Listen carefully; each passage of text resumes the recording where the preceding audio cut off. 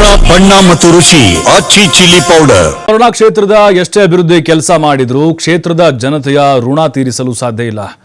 ಆದರೂ ಅಭಿವೃದ್ಧಿ ಜೊತೆ ಸಮಸ್ಯೆಗಳ ಬಗ್ಗೆ ಹೆಚ್ಚು ಗಮನ ಹರಿಸಿ ಋಣಭಾರ ಕಡಿಮೆ ಮಾಡಿಕೊಳ್ಳೋಕೆ ಶ್ರಮಿಸ್ತೇನೆ. ಮೈಸೂರಿನಲ್ಲಿ ಎಂಎಲ್ಸಿ ಡಾಕ್ಟರ್ ಯತೀಂದ್ರ ಸಿದ್ದರಾಮಯ್ಯ ಈ ಹೇಳಿಕೆಯನ್ನು ಕೊಟ್ಟಿದ್ದಾರೆ. ಯಾಕೆಂದರೆ ಅವ್ರ ತಂದೆ ವರುಣಾದಿಂದ ಗೆದ್ದಿದ್ದಾರೆ, ಸಿದ್ದರಾಮಯ್ಯ ಮುಖ್ಯಮಂತ್ರಿ ಆಗಿದ್ದಾರೆ. ಈಗ ರಾಜ್ಯ ಜವಾಬ್ದಾರಿ ನೋಡ್ಕೊಳ್ಳೋದ್ರಿಂದಾಗಿ ಯತೀಂದ್ರ ಅವರೇ ಜಾಸ್ತಿ ಕ್ಷೇತ್ರದಲ್ಲಿರೋದು, ಅವರೇ ಜನರ ಸಮಸ್ಯೆಗಳನ್ನ ಆಲಿಸೋದು. ಮೈಸೂರಿನಲ್ಲಿ ಈ ರೀತಿಯಾದಂಥ ಹೇಳಿಕೆಯನ್ನು ಕೊಟ್ಟಿದ್ದಾರೆ. ನಂಜನಗೂಡಿನ ಚಿಕ್ಕಯ್ಯನ ತಾಂಡವಪುರ ಗ್ರಾಮದಲ್ಲಿ ಮಾತಾಡಿದ್ದಾರೆ. ವರುಣಾ ವಿಧಾನಸಭಾ ಕ್ಷೇತ್ರದಲ್ಲಿ ಬರುತ್ತೆ ಇದು ಚಿಕ್ಕಯ್ಯನ ತಾಂಡವಪುರ.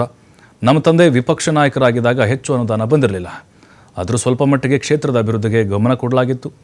ಈಗ ಮಾದರಿ ಕ್ಷೇತ್ರವನ್ನಾಗಿ ಮಾಡಲು ಎಲ್ಲ ರೀತಿಯ ಕ್ರಮ ತೆಗೆದುಕೊಳ್ತೇವೆ. ಸಿದ್ದರಾಮಯ್ಯ ಅವರನ್ನು 2 ಬಾರಿ ಸಿಎಂ ಆಗಿ ನೀವು ಮಾಡಿದ್ದೀರಿ, 1 ಬಾರಿ ವಿರೋಧ ಪಕ್ಷದ ನಾಯಕರನ್ನಾಗಿ ಮಾಡಿದ್ದೀರಿ, ನನ್ನನ್ನು ಸಹ 1 ಬಾರಿ ಶಾಸಕನಾಗಲು ಅವಕಾಶವನ್ನು ಕೊಟ್ಟಿದ್ದೀರಿ. ಇದೇ ರೀತಿ ನಿಮ್ಮ ಪ್ರೀತಿ ವಿಶ್ವಾಸ ಮುಂದೆಯೂ ಸಹ ಹೀಗೆ ಇರಲಿ ಅಂತ ಹೇಳಿ ಎಂಎಲ್ಸಿ ಡಾಕ್ಟರ್ ಯತೀಂದ್ರ ಹೇಳಿದ್ದಾರೆ.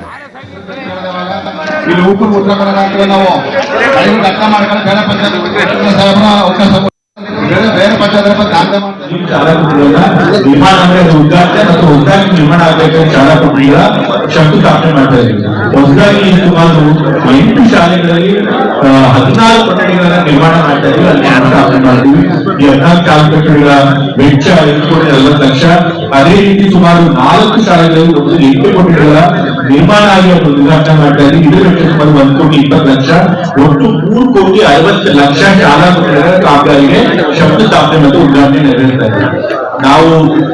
ನಾನು ಎಂಎಲ್ಎ ಆಗಿ ವರುಣಾ ಕ್ಷೇತ್ರಕ್ಕೆ ಬಂದಾಗ ವರುಣಾ ಕ್ಷೇತ್ರದ 40 ಶಾಲೆಗಳಲ್ಲಿ ಮೂಲಭೂತ ಸೌಕರ್ಯಗಳು ಕೊರತೆ ಇತ್ತು. ಎಷ್ಟೊಂದು ಶಾಲೆಗಳಲ್ಲಿ ಹೆಚ್ಚಿನ ಕೊಠಡಿಗಳು ಬೇಕು ಅಂತ ಹೇಳಿ ಹೋದಾಗೆಲ್ಲ ಕೇಳ್ತಾ ಇದ್ರು. ಆದ್ರೆ ನಮ್ಮ ಸರ್ಕಾರ ಇರಲಿಲ್ಲ, ಅದು ಬಿಜೆಪಿ ಸರ್ಕಾರ ಇತ್ತು, ಹಾಗಾಗಿ ಹೆಚ್ಚಿನ ಅನುದಾನ ಆಗಿಲ್ಲ. ಆದ್ರೂ ಕೂಡ ಆಗ ಸಿದ್ದರಾಮಯ್ಯ ವಿರೋಧ ಪಕ್ಷದ ನಾಯಕರಾಗಿದ್ದರಿಂದ ಸರ್ಕಾರದಿಂದ ಆಗ ವಿಶೇಷ ಅನುದಾನ ಕೊಟ್ಟು ಅದು ಸುಮಾರು 11 ಕೋಟಿ ಖರ್ಚು ಮಾಡಿ ಚುನಾವಣೆಗಿಂತ ಮುಂಚೆ ಆದ್ಯತೆ ಮೇಲೆ ನಮ್ಮ ವರುಣಾ ಕ್ಷೇತ್ರದಲ್ಲಿ ಎಲ್ಲೆಲ್ಲಿ ಶಾಲಾ ಕೊಠಡಿಗಳು ಆಗಬೇಕು ಅಷ್ಟು ಶಾಲೆಗಳನ್ನು ನಿರ್ಮಾಣ ಮಾಡ್ಕೊಂಡಿದ್ದೀವಿ. ಈಗ ನಮ್ಮದೇ ಸರ್ಕಾರ ಬಂದಿದೆ, ಮುಖ್ಯಮಂತ್ರಿಗಳು ಈ ಕ್ಷೇತ್ರನ ಪ್ರತಿನಿಧಿಸಿದ್ದಾರೆ. ಹಾಗಾಗಿ ಹಲವಾರು ಕಾರ್ಖಾನೆಗಳು ಕಾರ್ಪೊರೇಟರ್ಗಳು ಮುಖ್ಯಮಂತ್ರಿಗಳ ಕ್ಷೇತ್ರದಲ್ಲಿ ನಾವೇ ಶಾಲಾ ಕೊಠಡಿಗಳನ್ನು ಮಾಡ್ಕೊಳ್ತೀವಿ ಅಂತ ಹೇಳಿ CSR ಬಂದಲ್ಲಿ ಮುಂದೆ ಬಂದಿದ್ದಾರೆ. ಸೊ ಹಾಗಾಗಿ CSR ಕ್ಷೇತ್ರದಲ್ಲಿ ಎಲ್ಲೂ ಕೂಡ ಶಾಲಾ ಕೊಠಡಿಗಳ ಕೊರತೆ ಆಗ್ತಿರೋ ಎಲ್ಲಾ ಶಾಲಾ ಕೊಠಡಿಗಳನ್ನ ನಿರ್ಮಾಣ ಮಾಡಿ ಮುಗಿಸ್ಕೊಡ್ಬೇಕು ಅಂತ ಹೇಳಿ ಇವತ್ತು ನಾವು ಇಷ್ಟೊಂದು ಹಣ ಹಾಕಿ CSR ಹಣ ಹಾಕಿ ಶಾಲಾ ಕೊಠಡಿಗಳ ನಿರ್ಮಾಣ ಮಾಡ್ತಾ ಇದ್ದೀವಿ. ಬಹುಶಃ ಮುಂದಿನ